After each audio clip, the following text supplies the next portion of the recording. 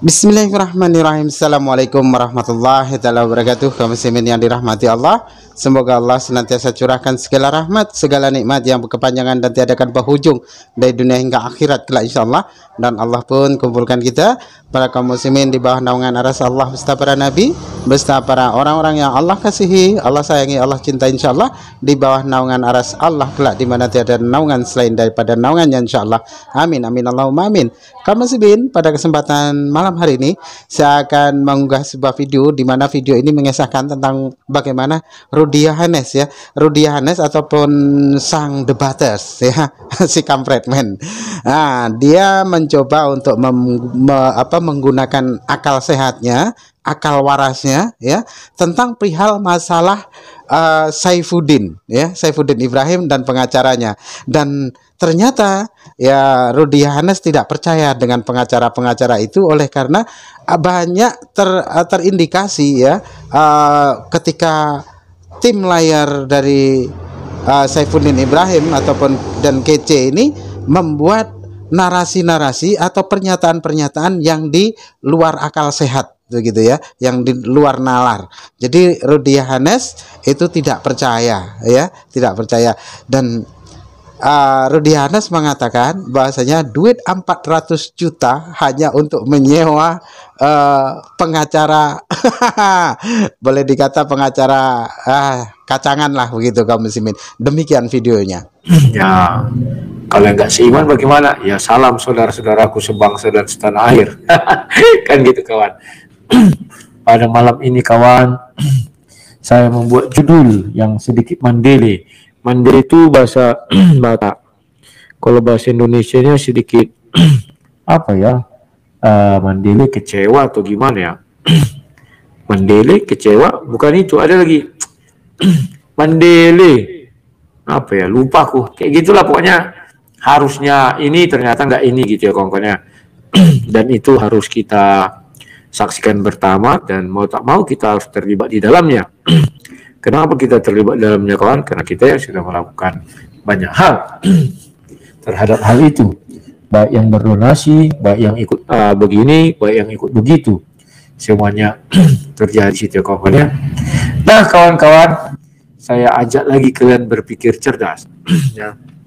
Lah bang, mau berpikir cerdas apa sih? Masalah MKC terus. Ya, karena ini penting sekali kawan. Dan kebetulan tadi saya ditelepon seorang kawan ya. Kebetulan ya polisi juga lah dan sudah makan-makan di dunia penyidikan ya. Dia berkata sama saya, Lai, tahu nggak Lai pertanyaan pertama dan pertanyaan kedua yang diajukan penyidik? Kalau menyidik seseorang. Aku ingat dulu kawan. Yang pertama aku ingat. Yang pertama, apakah Bapak dalam keadaan sehat, jasmani dan rohani? Kan itu pertanyaan pertama kawan. Dan aku tanya, aku jawab, ya Pak. Nah, kan begitu ya. Oke, benar. Yang kedua, aku lupa, aku bilang. Oke, saya ingatkan. Apakah Bapak didampingi oleh seorang pengacara, kira-kira begitu ya. Nah itu kawan. Jadi dari pertanyaan pertama dan kedua ada satu hal yang aneh kawan. Dikatakan pengacaranya kemarin itu mereka waktu konferensi pers. Jadi dia tanggal 25, 26 dipukuli, tanggal 26 itu dia sudah di BAP. Pengacara 15 orang di ruang sini, MKC di ruang sana. Pertanyaan saya kawan. Ketika ditanya KC, apakah Bapak dalam keadaan sehat jasmani dan rohani? Kira-kira apalah pertanyaan kece? Kalau sampai dia di BAP, artinya dia mengatakan, ya saya sehat jasmani dan rohani. Kalau dia bilang, saya tidak sehat, maka itu BAP ditunda. Karena dia tidak sehat kawan, habis dipukuli kan, aduh saya Pak nggak sehat. Ya. Bisa jadi karena itulah dia mungkin dibuat visum dan dibuat laporannya. Kemudian, pertanyaan berikutnya tanya, apakah Bapak bersedia didampingi seorang pengacara ataukah Bapak harus didampingi pengacara? Karena kan tuntutan hukumannya maksimal lebih dari 5 tahun ya, maka harus didampingi pengacara. Yang saya herankan, pengakuan para lawyer itu, kami di sebelah sini, dia sebelah sana, kami nggak tahu, dan dia sedang di BAP katanya. Jadi saya nggak sanksi pengakuan para lawyer ini, kawan-kawan. Kalau ditanya MKC begitu, bisa jadi MKC bilang, misalnya karena masih panas-panas teh ayam, misalnya dia bilang ya, Tuhan Yesuslah pengacara saya, misalnya. Sehingga dia tidak butuh pengacara, itu kan bisa aja, kawan. Atau dia bilang, ya saya butuh pengacara. Tentu dipanggilkan, kawan. Itu hak dia, kawannya. Nah, kawan-kawan, itulah hal-hal yang menarik, yang sederhana, tetapi patut kita pikirkannya. Oke, sekarang saya lanjut. Ini sangat penting, kawan. Tadi juga ada konferensi pers. Kalian akan saya bukakan sebuah kebenarannya. Oh, dikit marah ya. Oke, lanjut. Sekarang saya bawa kalian dulu berkelana kan gitu kan, kawan-kawannya. Oke. Begini. Ini saya sharekan sebuah video sama kalian. Nah, ini kawan enaknya kalau bicara ini. Ya. Tadi siang setelah habis bicara tentang Pak MKC, ternyata beliau ini juga menangani yang namanya ada seorang pendeta yang melaporkan siapa namanya dia, pendeta yang melaporkan Yaya Waloni, kawan. Ya, kita dengar dulu apa jumpa pers daripada Bapak ini. Silakan ya, silakan Pak. Yang bersangkutan pada saat yang bersamaan menyatakan meminta maaf. Kemudian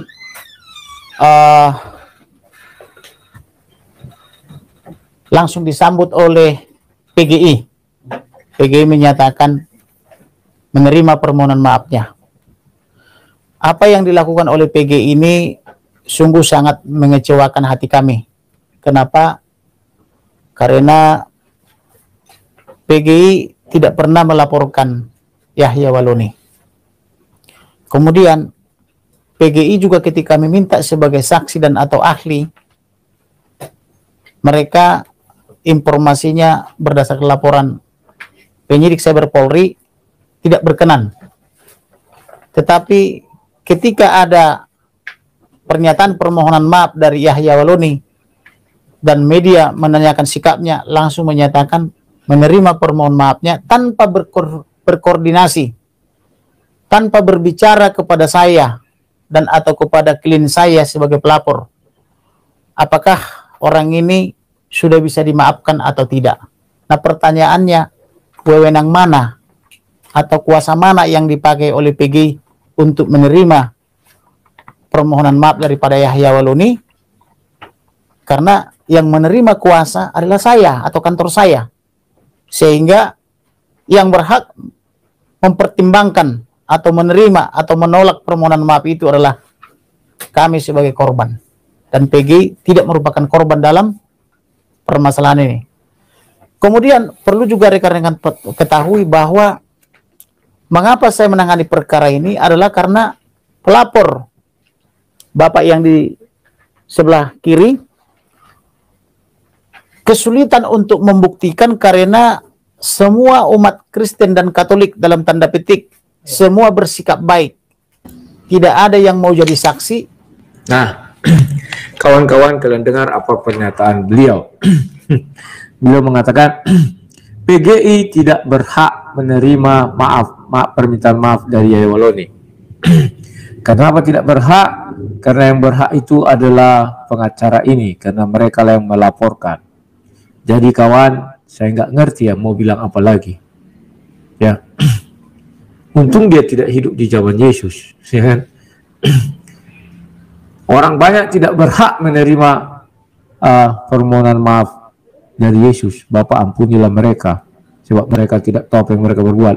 Tetapi yang berhak itu adalah ahli Taurat, sebab ahli Taurat adalah yang melaporkan Yesus, kan gitu. Kawan-kawan, sungguh naif sekali. Si bapak ini, karena dia melaporkan, dia maka punya hak atas jiwanya Yahya Waloni. Maka dia punya hak atas permintaan maaf Yahya Waloni.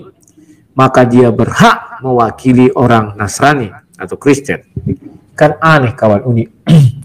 Misalnya saya melaporkan seseorang, ya, Dan ini di blow up di TV, terus dia minta maaf. Kan lucu. Kalian tidak boleh memaafkan, hanya aku yang bisa. Dari mana aturan mainnya itu kawan? Karena dia sudah mengatakan bahwa dia minta maaf kepada seluruh orang Kristen. Garis bawah ya, kepada seluruh orang Kristen. Artinya dia bukan minta maaf kepada yang melapor ini kawan, kepada orang Kristen. Maka PGI sebagai persatuan orang Kristen, grup orang Kristen bisa memaafkan. Maka saya sebagai orang Kristen bisa memaafkan. Urusan dia dengan Yahya Waloni kan urusan hukum. Urusan hukum kan masih berjalan. Saya nggak tahu apa isi kepala mereka. Urusan memaafkan itu urusan semua orang Kristen. Karena yang dia hina, itu pertama Roh Kudus jadi Roh Kudus. Itu bukan milik saat pengacara ini Roh Kudus itu. Yang kedua, dia mengatakan Bible itu kitab suci palsu. Itu bukan miliknya pengacara ini juga. Mengapa harus dia punya hak? Mengapa harus dia klaim bahwa dialah yang paling berhak? Saya tidak tahu isi kepala apa. Dibelah dulu ini, dibongkar. Ya. Lucu kawan. Makin lama makin hari kulihat orang-orang ini makin gak karu-karuan. Uang 400 juta ada di saku. Bisa-bisanya orang macam ini diambil. Gak karu-karuan kawan. Urusan minta maaf itu tidak ada urusannya dengan hukum dunia, tetapi dengan hukum Tuhan. Karena dia minta maaf kepada orang Kristen, maka seluruh orang Kristen punya hak untuk memaafkan. Tetapi kalau dia bicara hukum, itu urusan dia, lawyer ini sama si Yahya Waloni, silakan. Kita tidak ikut campur. Karena tidak ada yang mau melaporkan katanya. Oke. Dia mau mengatakan bahwa Yahya Waloni minta maaf karena jasa saya. Kan itu lagi yang mau dibilangnya kawan. Bung, sebelum Yahya Waloni ditangkap atau diapakanlah namanya hantu belau, saya lebih dahulu memaafkan dia. Terus kamu bilang gak ada hak saya karena belum dilaporkan. Kan tidak begitu kawan. Saya sudah memaafkan Yahya Waloni. Ada itu video saya dulu. Terima kasih saya bilang. Kalau nggak ada orang-orang seperti kalian, maka ini tidak akan orang Kristen malas belajar kitab suci. Ya. Yang kedua kawan, aku mengajak kalian cerdas. Perhatikan. Di satu sisi, orang ini adalah pengacara MKC. Di sisi lain, dia pengacara orang yang satu itu. Yang mana dia melaporkannya ya Waloni. Ingat, dia memegang dua kasus yang berbeda, tetapi pasal yang dikenakan sama. Orangnya beda ini. Tahu nggak kalian apa yang terjadi di depan mata kalian? Yakni teori kepentingan. Ketika dia bela MKC bagaimana? Sepertinya MKC mau dia korbankan, asal Yahya Waloni juga bisa sesuai keinginan mereka dikorbankan juga. Loh, kok begitu sang debatas? Ya, ternyata sekarang terbuka. Mereka lah yang melaporkan Yahya Waloni. Polisi langsung menangkap. Paham ya? Paham. Dan Saipudin mengambil pengacara ini, pengacaranya juga ada apa? Dan selalu menyinggung-nyinggung PGI. Takutku Saipudin berambisi untuk menjadi ketua PGI. Bisa saja. Hanya dia dan Tuhan yang tahu. Tetapi apakah mekanismenya seperti itu? Kita nggak tahu. Ya kan? Kenapa harus PGI dibawa-bawa dalam hal ini? Nggak ngerti ya kawan. Lihat. Bagaimana jeleknya permainan orang ini. Di satu sisi dia bela MKC. MKC ini dibeginikan. Udah. Tujuan dia satu. Agar Yahya Waloni juga dilakukan seperti itu. Maka dia menyerang Yahya Waloni juga. Paham ya? Di satu sisi dia membela MKC, di satu sisi dia menyerang Yahya Waloni. Sudah. Kepentingan mana yang dia utamakan? Dia bingung sendiri nanti kawan. Percayalah. Itulah sebabnya ketika dia membela kepentingan si MKC, dia menghujat banyak institusi. Artinya apa? Dia membenamkan MKC semakin dalam. Sehingga orang tidak ada respect terhadap MKC lagi. Sementara ke Yahya Waloni, dia tidak pernah membenamkan Yahya terlalu dalam. Tetapi yang dilakukan apa? Hanya meminta maaf itu dia permasalahkan terus. Hajar dia dengan hukum, dalil hukum nanti. Orang PGI diminta jadi ahli tak mau. Mau ahli apa dia situ? Apakah dia ini seperti kami bilang dengan Bobson kemarin? Dia hanya ingin mengatakan bahwa kitab suci itu sudah apa namanya dipalsukan. Maka dipanggil orang PGI. Ataukah hanya menguji Roh Kudus jadi Roh Kudus? Kalau Roh Kudus jadi Roh Kudus itu ahli bahasa saja. Sudah berbeda itu. Dan maknanya penghinaan. Sudah selesai. Tetapi dia mengambil orang PGI tujuannya apa? Saya nggak tahu. Ya kawan-kawannya. Dan ada info terbaru bahwa saksi yang dipakai itu mungkin Joshua Tewu ya. Dari MKC. Saya barusan di WA seseorang. Bang, saya terbaru bahwa saksi ahli yang dipakai MKC bernama Joshua Tewu. Mungkin kawan. Ya mudah-mudahan. Sekarang kawan, inilah lucunya kita berkasus. Sehingga dia menangani dua kasus yang sama dengan standar stres yang sama tinggi kawan. Mengapa dia harus mengambil itu kawan? Dan mengapa Pak Udin ini tidak mencari pengacara yang konsentrasi terhadap kasus MKC saja? Yang saya lihat orang ini menumpang di ketenaran MKC. Lihat kasusnya diekspos dan orang yang melaporkan itu kan itu Pak Pendeta juga diekspos juga naik. Kan begitu kawan. Mendompleng masuk dia ke dalam sisi MKC. Kasihan MKC. Dia teraniaya di penjara. Orang ini sibuk jumpa pers. Apa yang dia lakukan untuk menekan Yahya Walon? Belum ada kawan, belum ada saya lihat. Hanya sepucuk surat laporan itu tok itu doang. Malah sekarang ditunjukkannya arogansinya. Tidak bisa PGI. Kenapa PGI yang meminta maaf, menerima maafnya? Loh, dia bukan menerima maaf dalam ranah hukum. Ini aneh-anehnya kuliah manusia ini kawan. Memang kalau PGI memaafkan Yahya Walon ini lepas. Kan tidak, bukan ranah hukum itu dia memaafkan. Aduh. Seolah-olah orang PGI itu tolol semua, bodoh. Sekarang dia bicara Katolik kawan. Dia mau nyeret-nyeret Katolik. Orang Katolik tidak akan mau percaya kalian. Tidak akan mau. Tahunya kaji-kajinya ini, aduh. Sudahlah. Jadi selama ini kalian mengirakan, wah Yahya Walon ini ditangkap itu biar berimbang perkara. Saya juga dulu sempat menduga demikian. Ternyata orangnya sama kawan-kawan ini rupanya. Takutnya dia lebih dahulu melaporkan si Yahya Walon daripada melapor orang NU atau orang apa yang satu lagi itu melaporkan si MKC kawan. Bisa jadi karena orang ini melaporkan, maka orang itu juga melaporkan, sama-sama dilaporkan.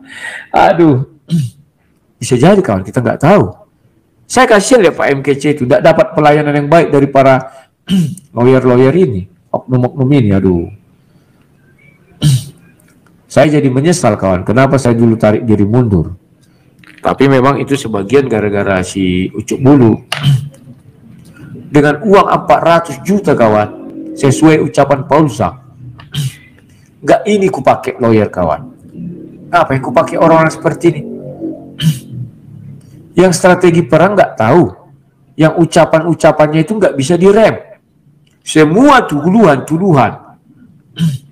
Ya kawan-kawan banyak institusi disebutkan. Aduh. Nggak simpatik nanti orang sama Pak Kece, kasihan. Sementara sama Yahya Walon ini orang jadi simpatik. Kenapa? Karena ulah orang ini. PGI tidak boleh menerima maafnya. Kan orang jadi mulai simpatik sama si Yahya Walon ini. Lucu orang ini. Orang sudah minta maaf, tidak diminta. Tak boleh PGI kan? Jadi simpatik orang sama Yahya Walon ini. Sementara sama si Kece. Wah, ini orang ini begini. Alah, kawan ini. Masuk nanti kan. Harusnya bisa ada yang meringankan. Anda tidak usah. 6 tahun buat. Saya dijalani masa hukuman. Terus banding dia kan. Kasasi. Tetap 6 tahun. Tidak ada kuliah sopannya orang itu semua. Apa kalian? Kasihan kawan. Tapi lagi-lagi kawan, aku pun bersuara begini. Kalian kira aku iri? Enggak, sampai 3 kali kalian meninggalkan aku kan. Hanya pikiran kalian yang dangkal itu kalian kedepankan. Sehingga memvonis aku, Yudas lah, ini segala macam. Tunggu sebentar lagi. Jadi Pilatus banyak muncul. Sudah 2 ya. Ucuk Bulu, Yahya Waloni, Paul Zhang sudah jadi Pilatus.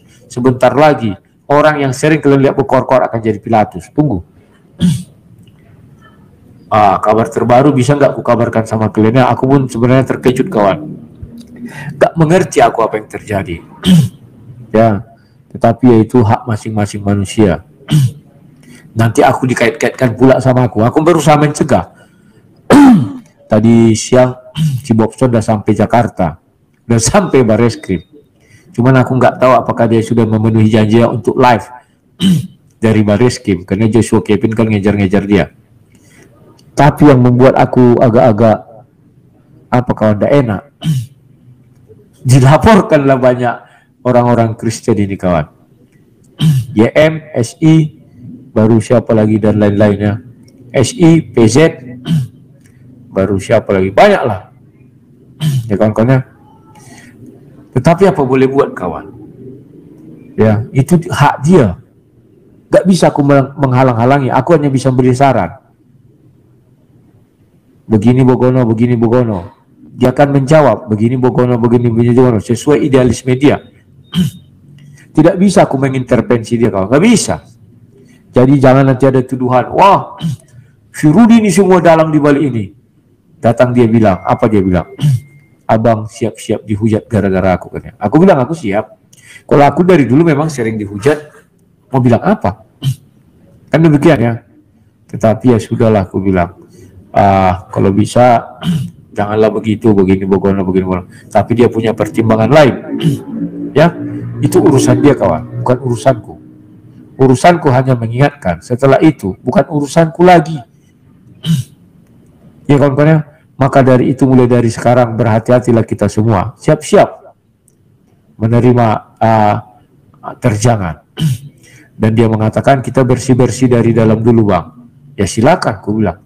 Tetapi aku sudah melarang kan, kalau jauh alasan dia kita bersih-bersih dari dalam. Kalau memang itu keinginanmu, aku bisa apa?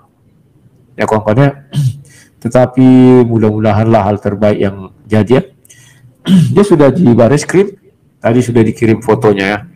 Ya mudah-mudahan nanti dia live dari Bareskrim, kita tunggu. Kalau masih hanya foto kan belum bisa diyakini kebenarannya 100%. Oke?